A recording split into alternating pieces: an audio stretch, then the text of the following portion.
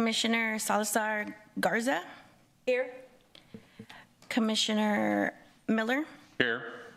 Commissioner Mandel is absent.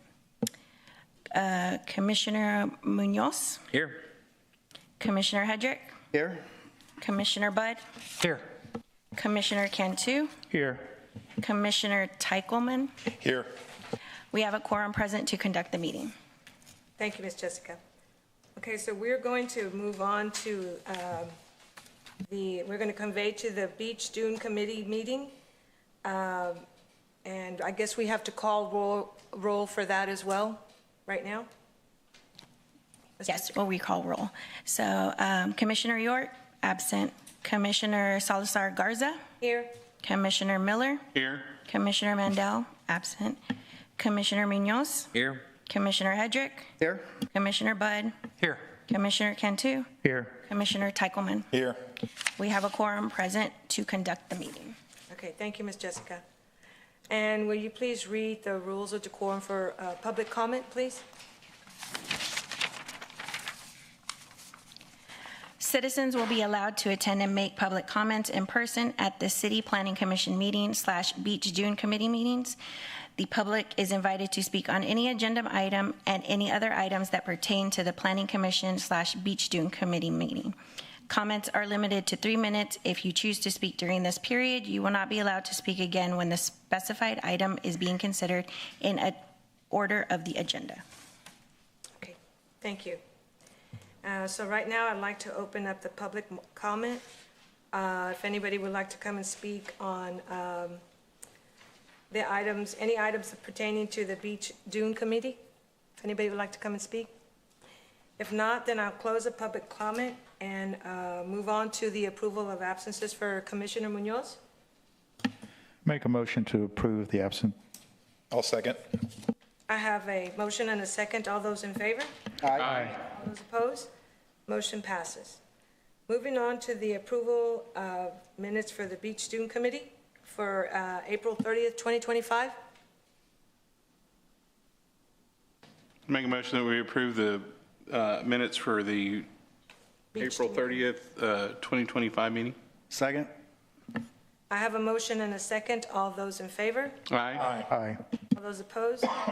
Motion passes. Moving on to the consent public hearing discussion and possible action for item A. Good evening, Beach Dune Committee. The application before you, Elena Buendeo Development Services. The application before you is BD 8646. This is a large-scale beachfront construction certificate application for dune compensation at approximately 6967 State Highway 361. As some of you may recall, in 2023, you approved a large-scale beachfront construction certificate, that's a mouthful, for this area. In 2024, when the contractors began work, they inadvertently impacted dunes and dune vegetation. Work had to cease. Since that time, the applicant has diligently worked with the city, the county, and the GLO to put together a mitigation plan to address those impacts, and that's before you today. This plan has been approved by Nueces County because it's seaward of the dune protection line, and it comes before you today because it's seaward of the beachfront construction line. It comes before you because it is seaward of the erosion area line, technical terms for 200 feet seaward of the vegetation line. Here is an overview of the project. The highlighted area in green is what they are going to work on as far as dune compensation.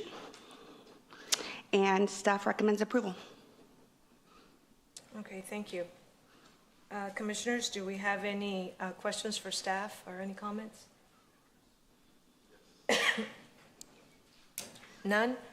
Then I will open up the public hearing for item A. If anybody would like to come on behalf of item A to speak, please come up. If not, then I'll close the public hearing and entertain a motion. Make a motion that we approve item number A as presented by staff. Second.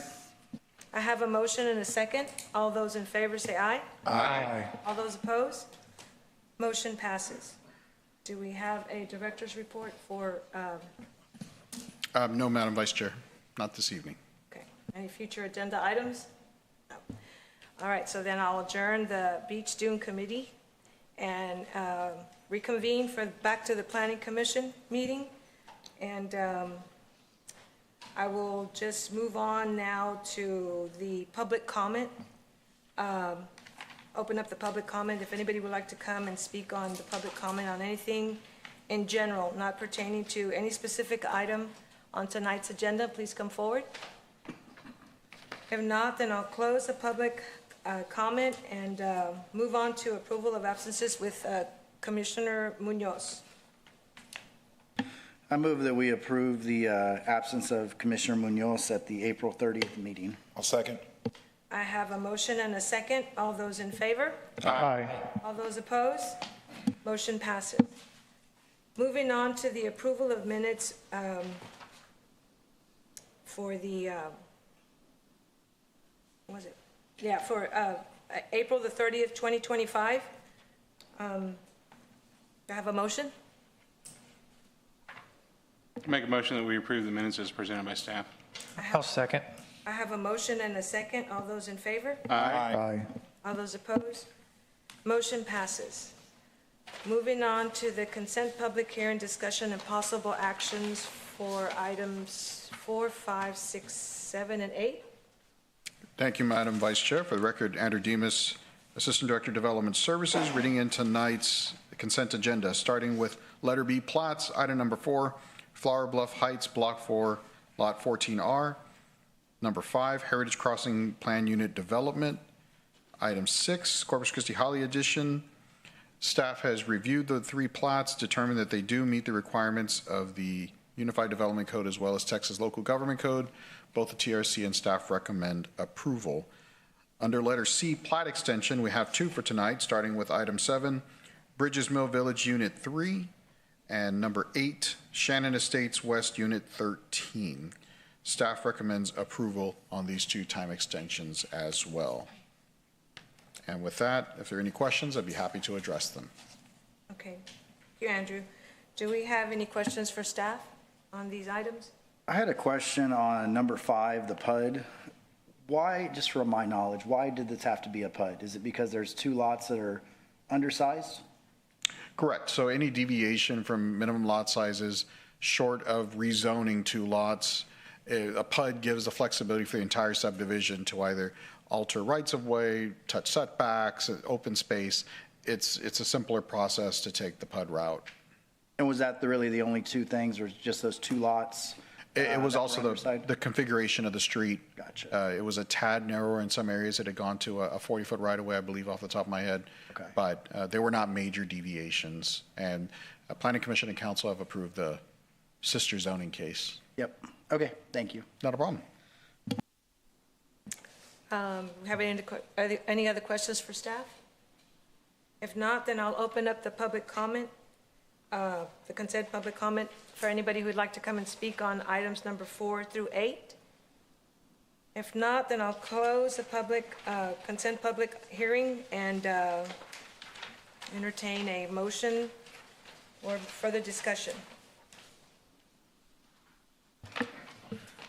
Move that we approve items B and C as presented by staff. I have a motion. Second. I have a second. All those in favor? Aye. Aye. All those opposed? Motion passes. Moving on to public hearing discussion, possible action, item 9. You wanted to do these separate on the, Yes, ma'am. So the reason that we have them separate is you really can't approve the plat until the waiver is heard. So you can have them in one motion to approve both, but that's completely depending on how you deliberate and choose direction on the half-street waiver. okay, well, because it says here to consider it individually, so I'll open up public comment on individually for each. That's just fine. No problem at all. Okay. So, yes, I'll open up the public hearing discussion for anybody who'd like to come and speak on item, I'm sorry. Do any of the commissioners have any discussion on? You can do a presentation Oh, yeah, the presentation. Right. Sorry. That's okay. I got a little nervous. I didn't want to correct. I knew it would just organically work itself out. No Okay, problem. sorry about that. It was going over and over in my head, all this closing and opening. Okay. Let's do I think we have the half street waiver listed first, item number 9.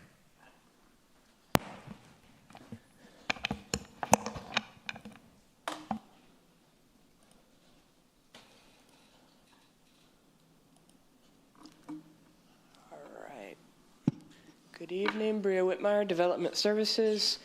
So for there we go. The request is for a half-street construction of the north-south. It's County Road 43 at this area. So if you haven't seen the master preliminary plat, and to be clear, it is a master preliminary plat, so we still have to have a prelim and all the finals. But how it's set up now, I think there's 6 units total. They'll be starting from the westernmost edge, which is the road that they want to do the half-street construction of. So with the current area, if you recall, this a while back was all of Kings Lake. Now the upper portion is Caspian, which was approved separately a bit ago. So this County Road 43, north to south, it is an A2. For an A2, it calls for 100-foot right-of-way, back-to-back with 54 4-through lanes. So the request is, being that this development is one side of the roadway, that they would only build half of it. We had a case of this similarly maybe a month ago. And the question is, how does the other half get built? Whenever the property on the other side of County Road 43 is built, that developer would build that half of the street. So this is fairly typical along property lines. We wanted to make sure that this cross-section got to you, because just a little bit more detail about what that would look like in the meantime until the development on the west side of County Road 43 is built. So you do have a 27-foot back-to-back curb. It would have your typical lane width and whatnot, and a 5-foot sidewalk. This is what the property looks like currently. So it's obviously an improvement from current conditions. For those that haven't looked at this section recently, of course, the half streets should be prohibited except for when the PC may approve. So we just want to make sure that it still is safe for the development and meets all of the fire codes, would still be addressed unit to unit to make sure that there's access throughout. The waiver does need to make sure that it's not detrimental to the public health and whatnot. As said, all of the applicable codes and regulations would be met unit to unit. So the factors that are supportive is that it is an improvement. It's currently a dirt road.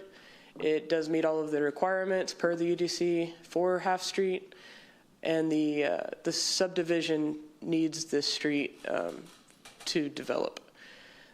Factors against the waiver is that it is an A2, a major thoroughfare that should be built out eventually, and half streets may cause emergency vehicles some issues, mostly at turns and whatnot. But again, fire code makes sure that any public improvements, we make sure all the radiuses are checked for that reason. Staff recommends approval of the half street construction waiver and stands by for any questions. Thank you, Bria. Commissioners, do we have any questions for staff?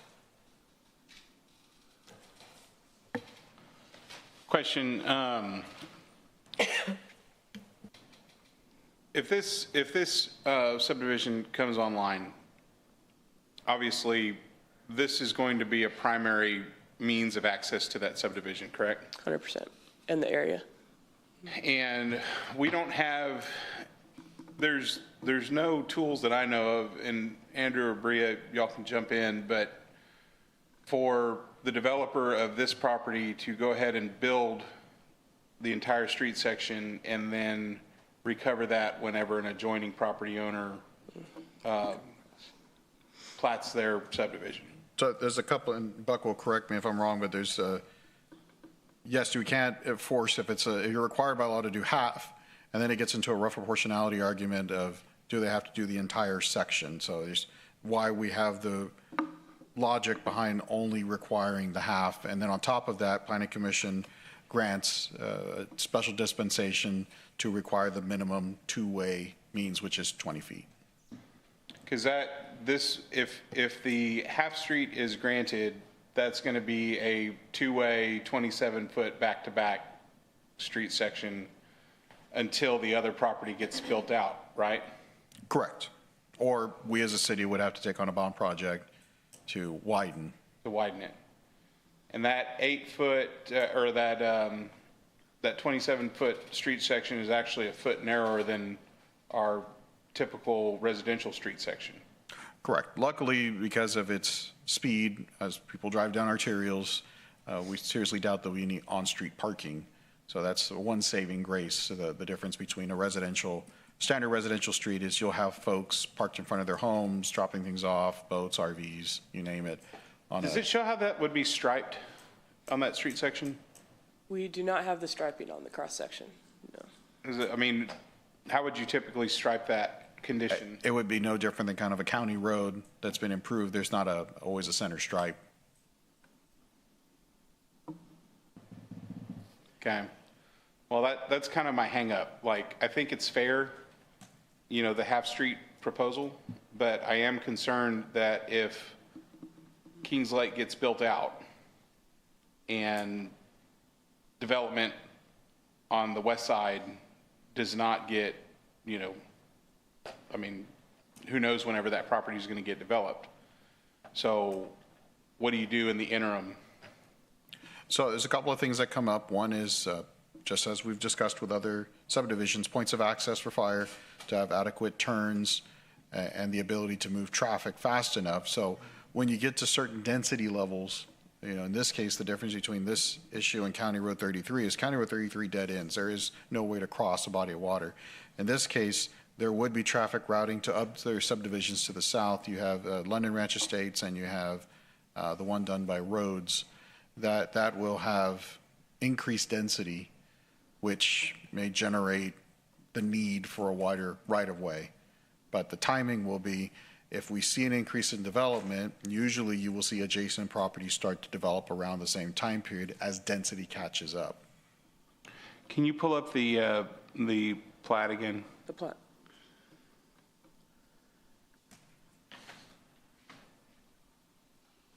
And in what stage of development is Caspian right now? They have the final plat for Unit 1 approved. Construction is not started yet. I believe they were waiting for the timeline for some of the other work in the area. And are they building out the full street section? I have not looked at that in a while. I don't believe so. They're required to build a full collector along their northern property boundary to connect to Farm Road 43. I'm sorry, I have a County Road 43 as it goes up to FM 43. Roads development is going to be to the south and west. And of course, there has always been discussions as other properties around it start to develop.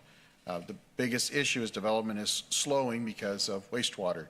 There's only capacity for that lift station, I believe 300 homes. So roads development has pretty much taken the lion's share of that since they've filed their final plats. So Caspian and this development, Kings Lake West, are going to have to wait until wastewater is connected up to the lift station at County Road 33. I thought it was whoever built out 600 houses first. Well, it's whoever gets the final plat first, and that has already been reached. So there's been multiple meetings and conversations going on, but the CIP project is out for bid for the lift station that covers the entire area. So the capacity of this lift station, we're not really too worried. Houses aren't going to get built tomorrow out there. So we do have capacity for a while to let some of these Unit 1s start. But in the meantime, our CIP project's probably 12 months to 18 months max out of being able to cover all of this.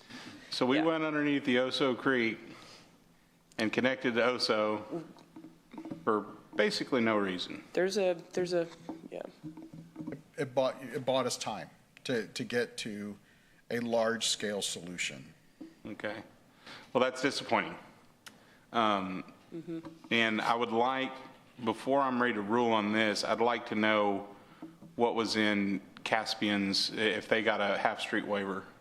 Sure. Because if they have to build out that whole street section. The agreement we have with Caspian is that once they get to 50% density, they'll have to widen FM 40, County Road 43 to accommodate increased traffic. So it's how it's designated is one, what they'll ultimately have to build, and similarly, we look to. But what are they building now? Well, right now they haven't developed at all. Is it just going to be a dirt road? As of today, they have not initiated any construction. Their plat is not recorded. It's approved for Unit 1. They have to go through public improvements just like any other development.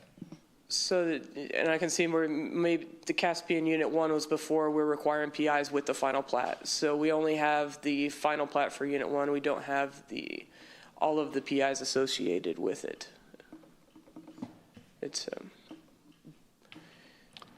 That's what makes this whole London area difficult.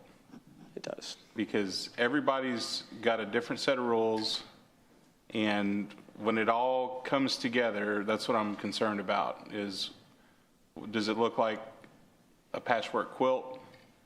You know, I had a lot of heartburn over the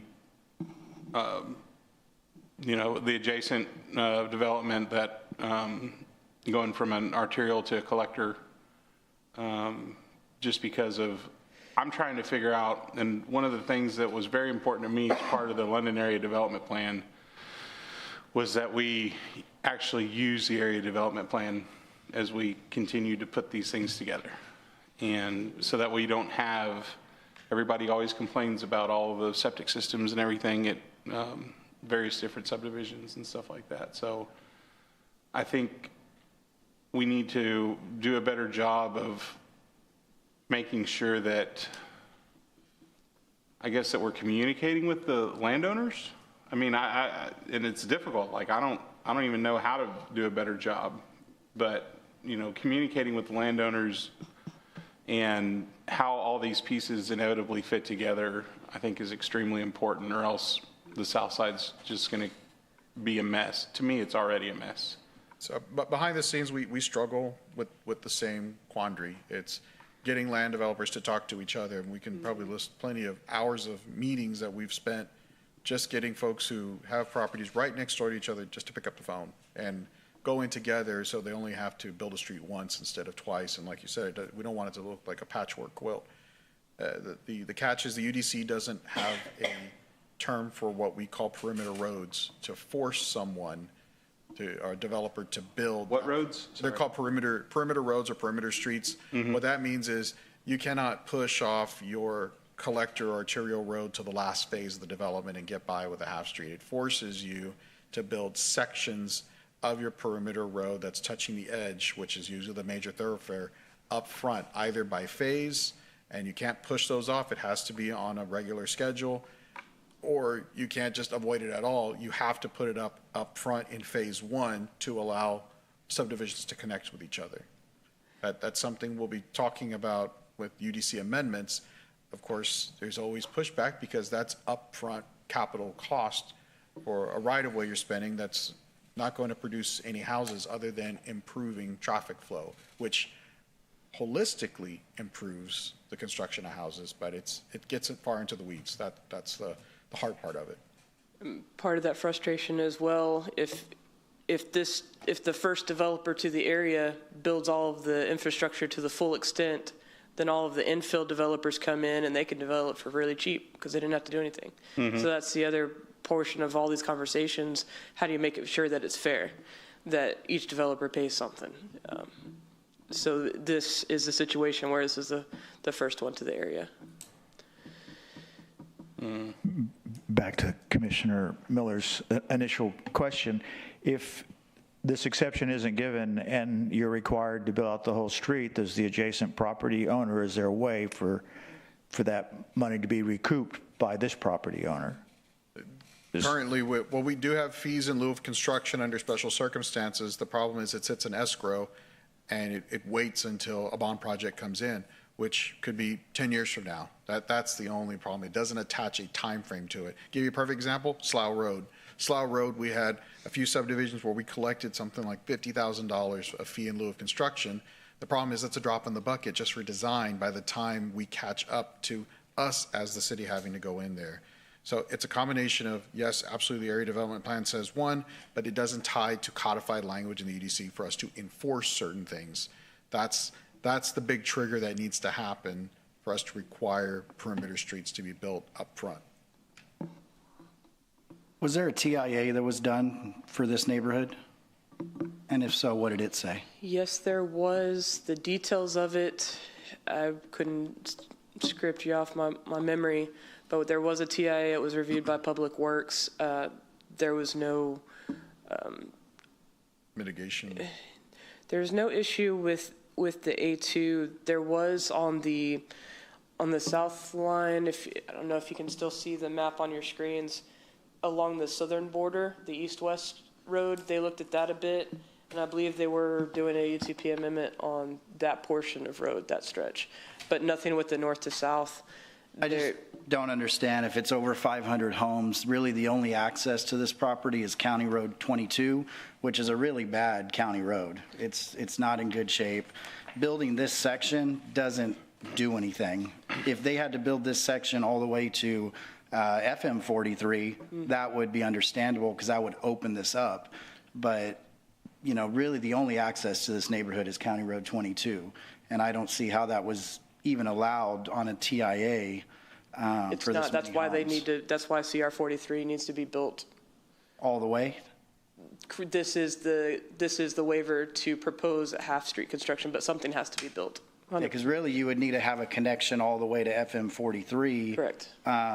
Really to alleviate it, because there is another road in the very back to Oso Parkway, but that's going to be years away before they get to there. Yeah, it has to be built. So, I mean, and that's another question, and we'll talk about that on the plat, but I don't even see how fire would allow this, because in reality, County Roads 22 is the only access, whether you have a half street or a full street on 43 or not, the bottleneck's right there on County Road 22. This would construct enough of 43 for fire access. But you still have to go down County Road 22, regardless. So if that's blocked off, if there's an emergency and there's a car on fire that's blocking it, there's literally no other way to get to this neighborhood. 22, you'll have to provide multiple points of access as density increases, so. I think it's coming from getting to.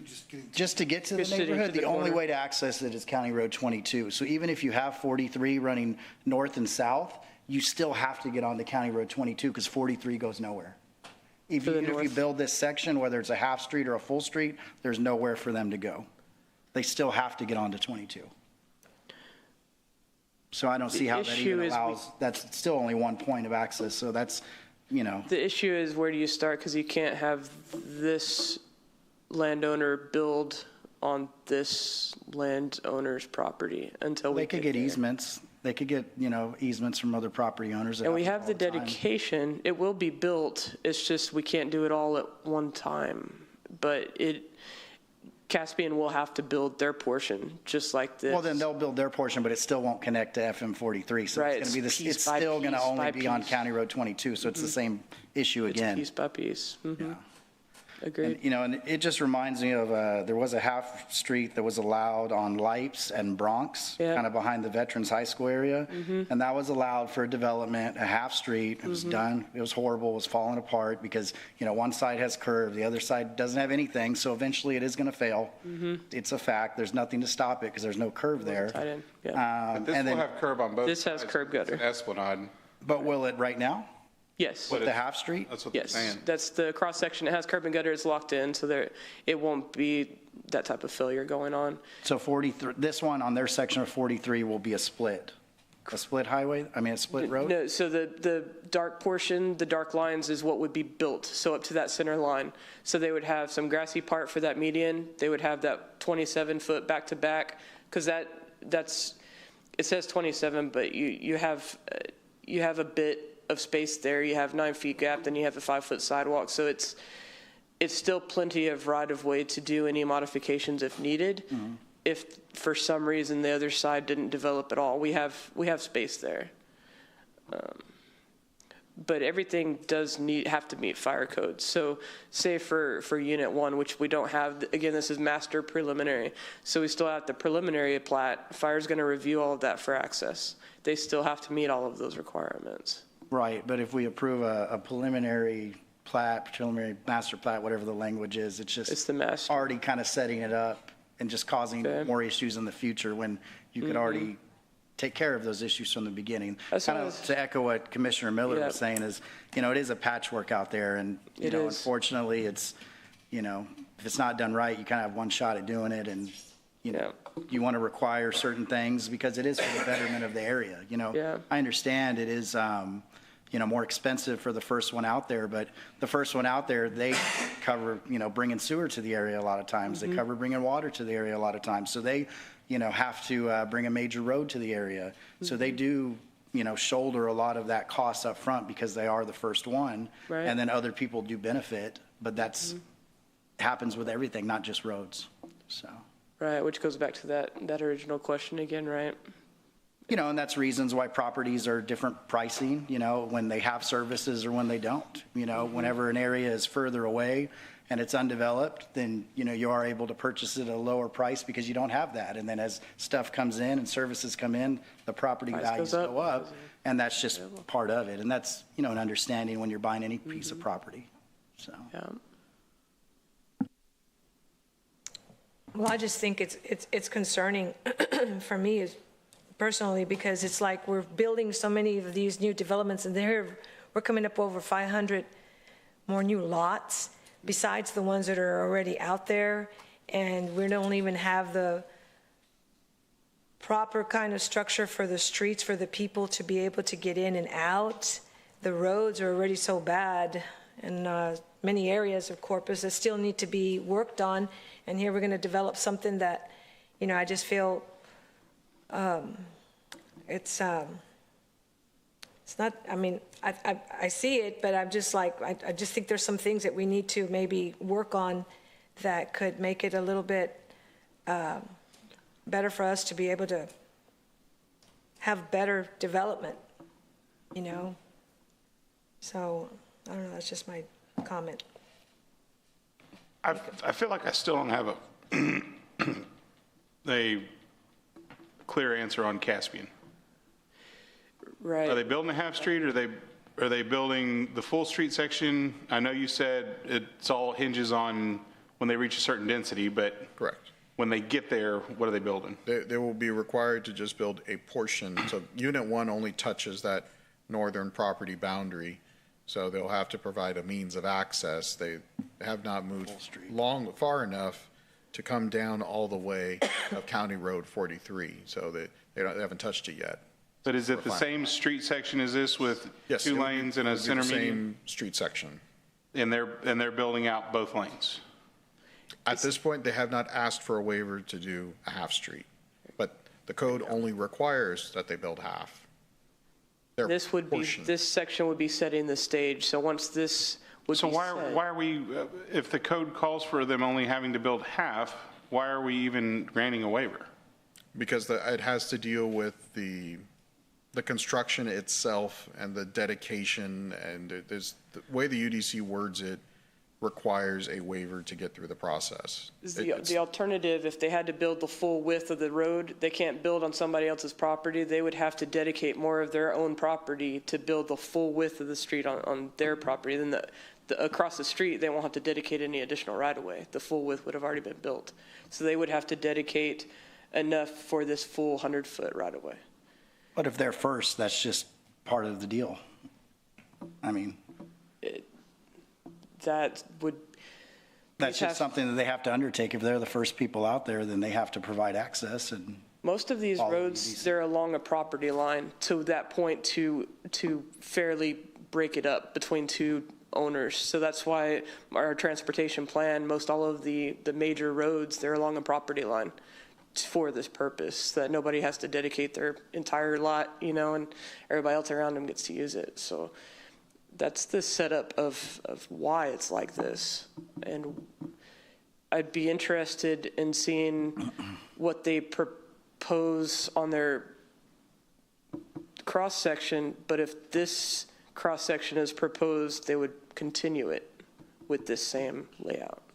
The right-of-way is locked, but as far as the construction plans, when we get them, we would look to make sure that it lines up. It's not like this would be approved with curb and then the next section would be open ditches. We would make sure that it all ties together by the plans. But we're in this situation, if they're to build a full width street, we would need them to redo their plat and dedicate more right-of-way.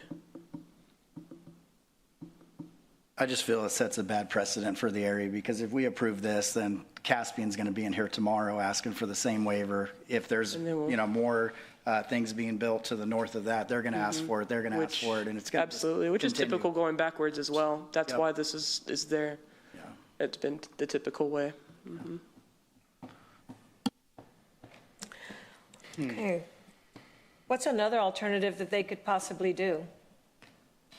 I mean, that could, If they have to build the full width road, they would have to dedicate the full right-of-way. But well, that's what, an easement. okay, well, any other questions for staff, commissioners? If not, then I'll go ahead and open up the public hearing for item number 9. Anyone like to come and speak on item 9? If not, then I'll close the public hearing for item 9 and entertain a motion or more discussion on item 9, commissioners.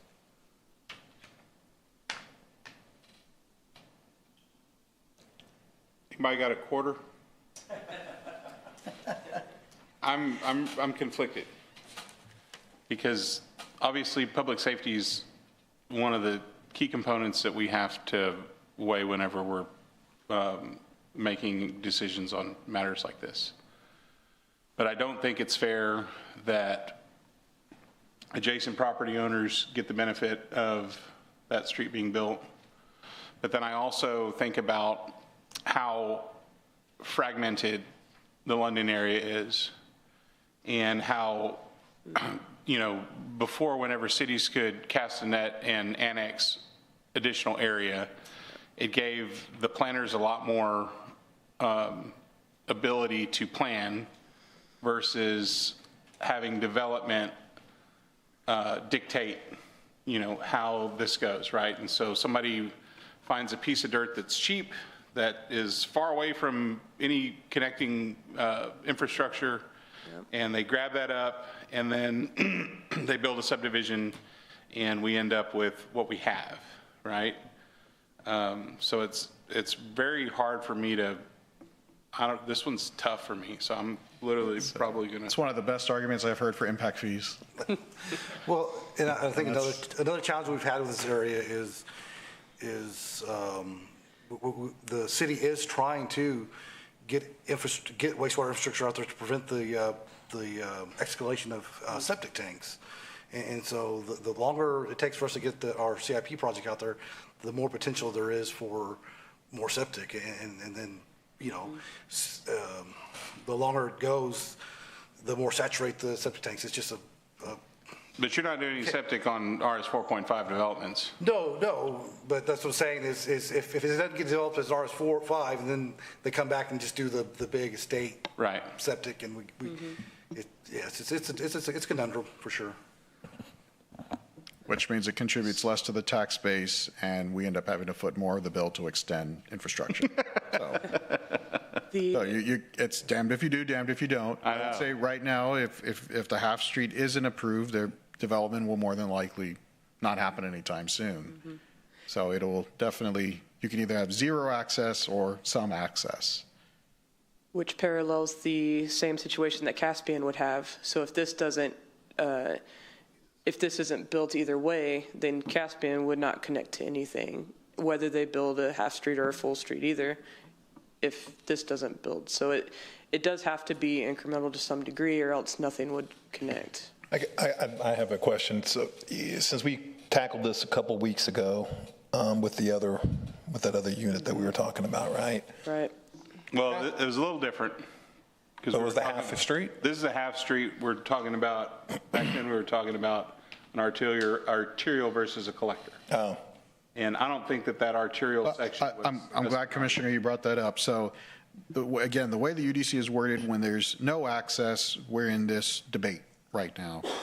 When there's an existing right-of-way of at least 2 lanes of access, the developer doesn't have to construct. They have to dedicate, but they do not have to construct any additional street. So either situation, which unfortunately are sins of the past, because 11 years ago when the UDC was adopted, it was 4 years of amendments. So you had many hands in creating that document. So of course, I won't use the word loopholes, but some creative language was put in there to always give yourself an out of saving some dollars when you develop. And that's why we have things like Slough Road and why we like impact fees, because when you have something come in and create such a heavy demand and a burden on the system, that would force them to contribute to expanding that system. It's like showing up to be an extra person at a dinner and coming empty-handed. are we seeing this? Have we seen this at this much in the past, in past developments? Yes. Is it a commonality? So it's sprawl. So sprawl creates this issue. has there ever been a situation where it's been this half-build request has been rejected? Not that I can think of in recent history. It does concern me about stopping the development. You know, that's you know, we don't want that. I mean, that's to me, that's a big piece. Well, ultimately, would you rather have I'm not going to call it a bad development, but a bad decision and, you know, pay for it later, or get it right from the beginning? And I feel like a lot of times in the past, we've taken shortcuts and patchworked it together, and now we're paying for it. I mean, just like on Lipes that I was just talking about, right near Vets. That's having to be a bond package now. So they're actually having to spend bond money, taxpayer money. It's probably not even 10 years old to rebuild that whole section, because they allowed a half street to be built and then the other half portion to be built, regardless of how it is. Now we're having to redo it. So Is that a single situation?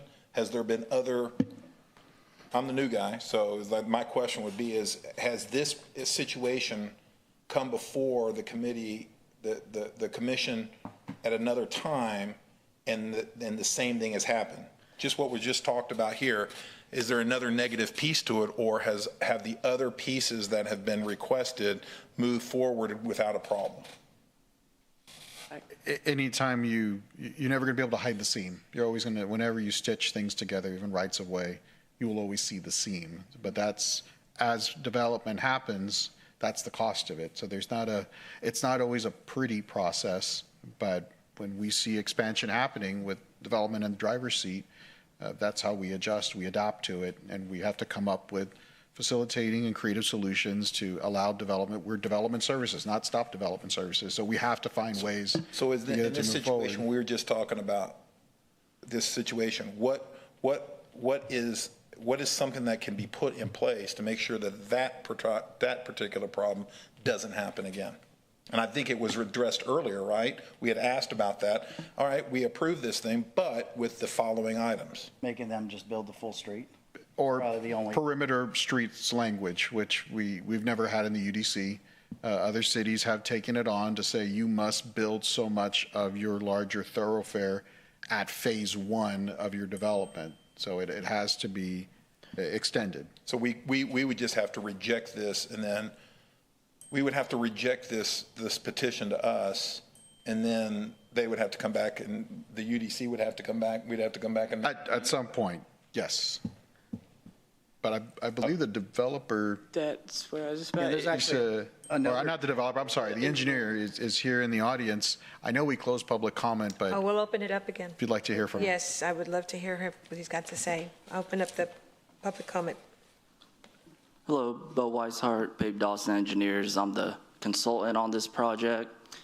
So just to give some background on the UDC and what we're doing here is the UDC requires that when you're platting on a portion of the UTP, which on the west side of this development is an A2, you dedicate half the right-of-way and you can do a half-street waiver request.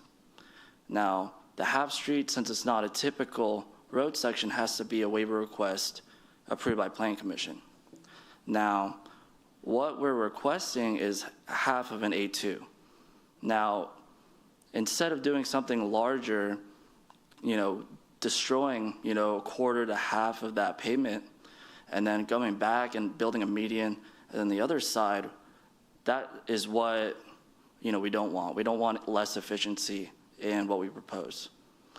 So what's proposed right now is the 2-lane section that will be in the future full build out of the A2, which will meet fire code,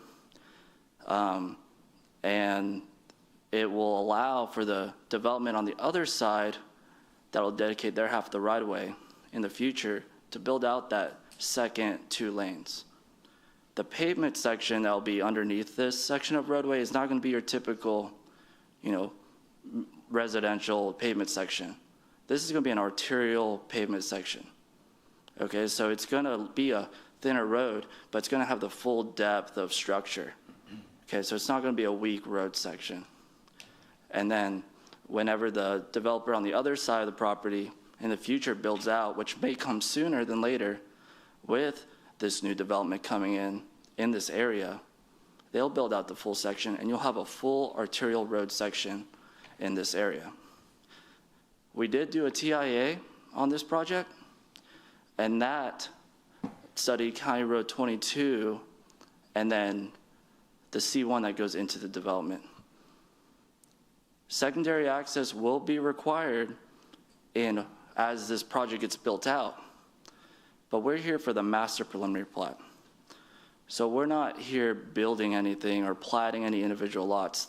This is the first step on this development, but we are aware of the secondary access, and that will be honored as this development goes on with fire code, and it'll be administered with the PI plans. So the PI plans will have to meet fire code. We understand that. This development will meet fire code. Now, the secondary access is going to go all the way to Weber, right? When? Well, it'll have to happen before we build out the full subdivision if we want the lots to get that secondary access, because it's a lot, it's a density thing. There's this trigger. But this half-street waiver right now is only for the border of our development, because that's the waiver that we need. That's what we're entitled to build according to UDC. But I know there's a lot of questions like the secondary access and the, are we building a small road section? What we're building is half of an arterial road. So it'll have the strength for the future, and we are cognizant of the secondary access. So I hope that kind of helps, some of y'all's concern. And basically what we're doing is what's in the UDC and what's been done in the past. And it's kind of a question of rough proportionality. We're only half the side of the UTP. And so we're going to build half of what our development would bring to it. So for the future, the other half of the road, they'll bring their section, their proportionality, right? So I guess that's kind of does that kind of help? I still struggle with this just because I think about the wastewater line underneath the OSO, right? Mm-hmm. The Commissioner Hendrick's question of when is important to me because, we went underneath there. That was a huge expense. And the subdivision ended up getting cut in half. The subdivision is still not even started construction on either side. And currently in the CIP, we're going to be running wastewater over there. So we just threw away that money. It's done. So that irritates me to no end. But I'm also a fair person. And I do believe whenever my neighbor says, Michael, your fence is falling down, will you split the fence with me? I've split the fence with my neighbor. Does this waiver have to be submitted at this time. No, I think typically they're submitted with just the final plat.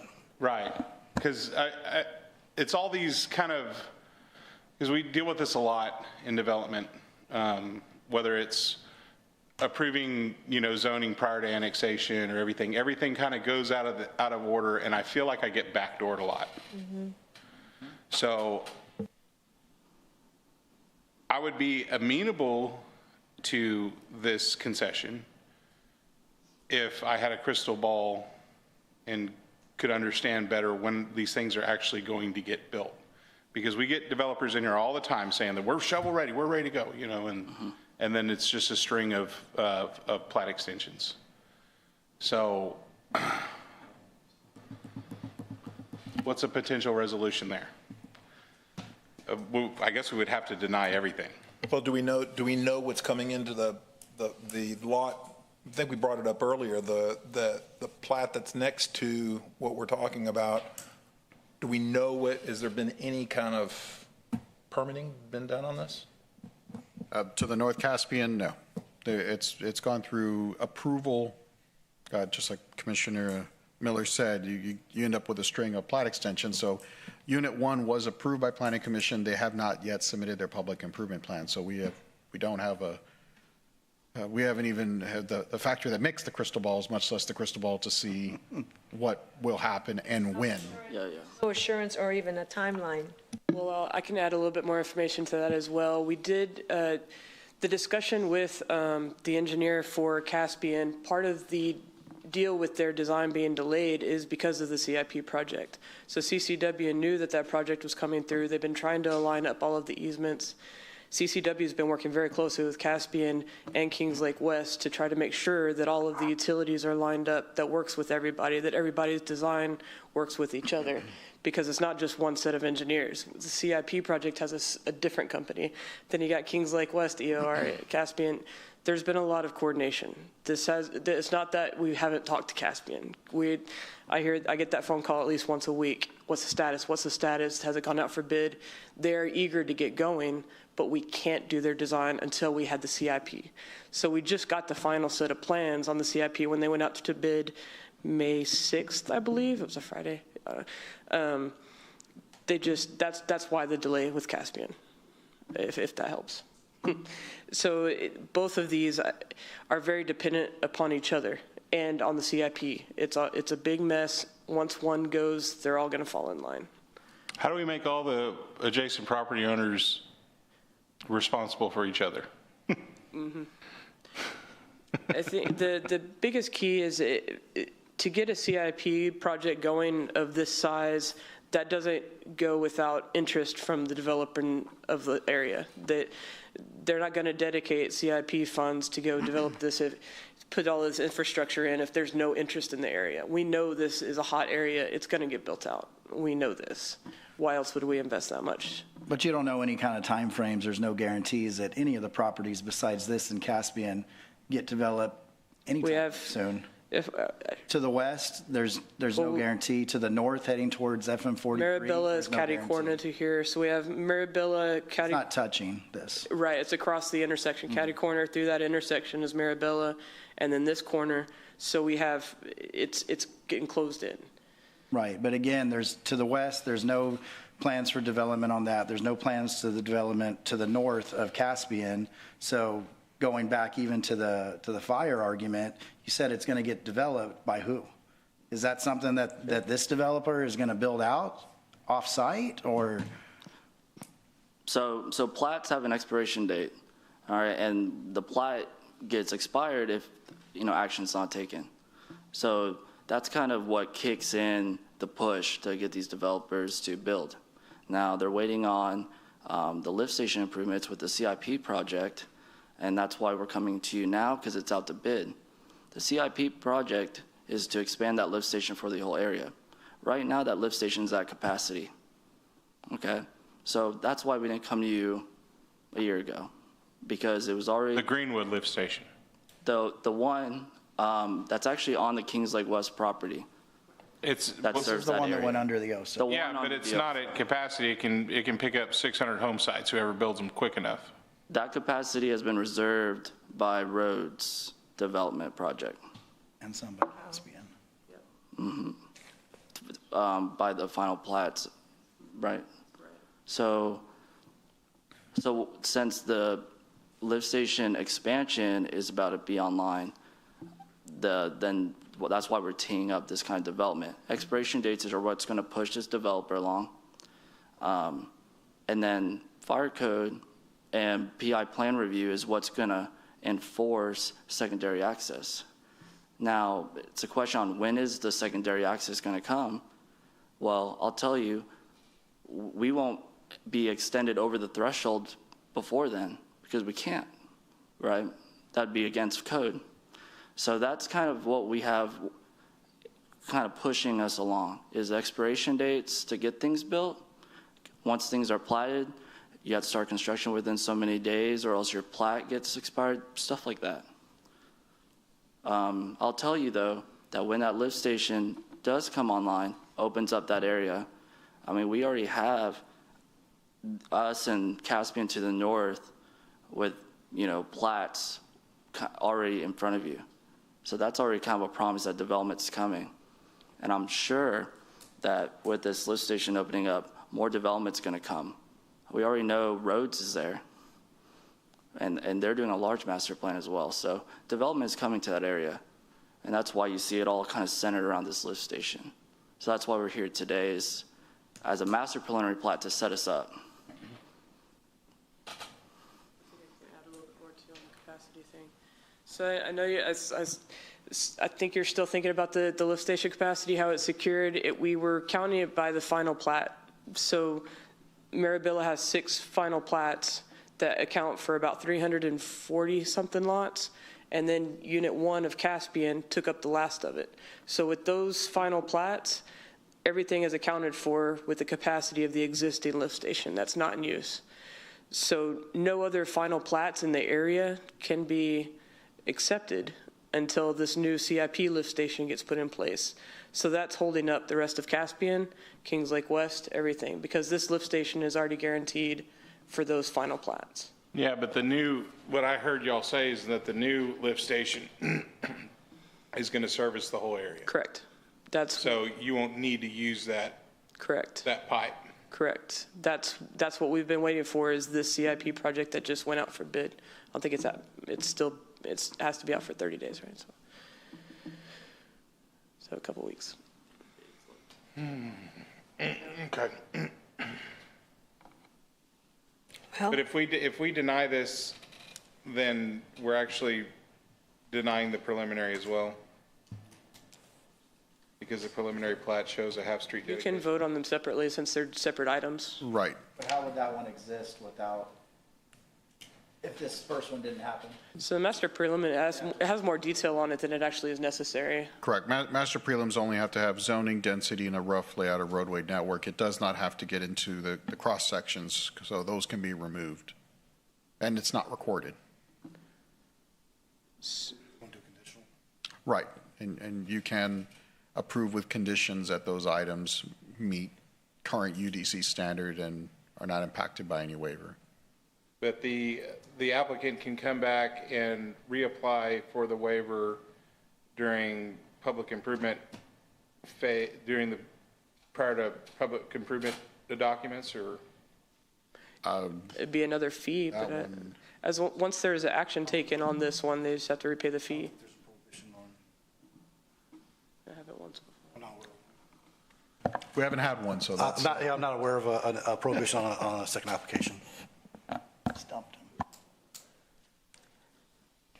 him. And to reiterate why the half-street section is proposed is to limit deconstruction of the roadway proposed. Okay, so it's in the UDC that developers don't have to build A2s. Those are large roads. Any additional pavement that we add would be destroyed and have to be reconstructed into a median if, this half-street waiver wasn't requested. So this is about efficiency, right? And then if the city were to expand that road on their own through a bond project, which I think is kind of unlikely because I feel like this area is in the largest growth area of the Corpus Christi. Then that would be an extra cost. So this is also an efficiency thing for the future development. Otherwise, you're going to be deconstructing a large portion of roadway just to build another roadway. So we're going to provide the curb and gutter on both sides so that the neighboring property can just put in their 2-lane side, wash their hands, no deconstructing, no issues with traffic control in the future. It's kind of self-sustained in this option as this half street. But if everybody worked together, they could save each other curb. Or if it was just done right from the beginning, nothing would have to be deconstructed. If it was just built to the UDC standards from the beginning. Does the UDC standard allow half road? I think I heard somebody say that, right? Today it does allow half road in this situation? UDC states if an existing road is there, a developer does not have to further construct. The responsibility of dedication falls to the adjacent developer. The question now is the cost of construction of the half, so that's the rub. It sounds like you've taken the precautions, and this plan is totally different than what happened on Leip Street, because that's not what happened. So because of that, I feel more comfortable. Thank you for providing the explanation. No problem. And Fire and Solid Waste Services have reviewed this, and they're cool? Yes, that's a condition of the plat itself. And again, keep in mind, this is the master preliminary plat. Fire, solid waste, every operating department will get another bite at the apple at various preliminaries and every final. Right, the cross-section that you're seeing is just that snippet. We still have full public improvement plans to receive, and those do get approved by streets, traffic, public works. Fire code is all reviewed. Well, I think all this additional information that you're, sharing with us here, it really does help me understand it a little bit deeper. And I really like the way you were explaining exactly what you're planning on trying to do. So, Thank you. Ready for a motion or more discussion? Anybody, commissioners? I'll make a motion that we approve the waiver as presented by staff. Second. I have a motion and a second. All those in favor? Aye. Aye. All those opposed? No? Motion passes. Okay, so now moving on to public hearing and discussion, possible action for item 10. Yes, thank you, Madam Vice Chair. This is item 10, Kings Lake West Master Preliminary Plat. Staff recommends approval along with the Technical Review Committee as it meets Unified Development Code standards and the Texas Local Government Code. Okay. Put it up, let's look at it.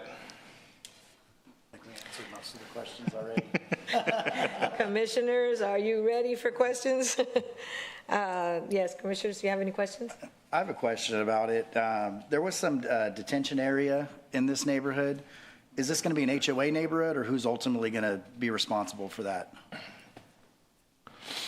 HOA. Okay, so there will be an HOA for Yes. common areas and detention. Yes, sir. Okay, thank you. Any other questions? If not, then I'll go ahead and open up the public hearing and discussion for item 10. If we have anybody that'd like to come and speak on behalf of item 10. If not, then I'll close the public hearing and entertain further discussion or a motion. Make a motion that we approve the master preliminary plat as presented by staff. A second. I have a motion and a second. All those in favor? Aye, All those opposed? Nay? but I'm not happy about it. Okay, please note that Commissioner Miller's not happy about it. We'll make sure that's in the minutes. That development really got under my skin years ago. Okay, so moving on to director's report. Only item for tonight, I wanted to take some moment to introduce Jessica Martinez, our new recording secretary and agenda coordinator. Have somebody. Welcome, welcome aboard. She graciously accepted the role, which after this meeting, she might be rethinking that decision. It's okay. But welcome aboard. Welcome. Welcome, Jessica. Okay, so. And don't worry, I'm always this way. Since high school. Okay, so any future agenda items from anyone? If not, then meeting is adjourned.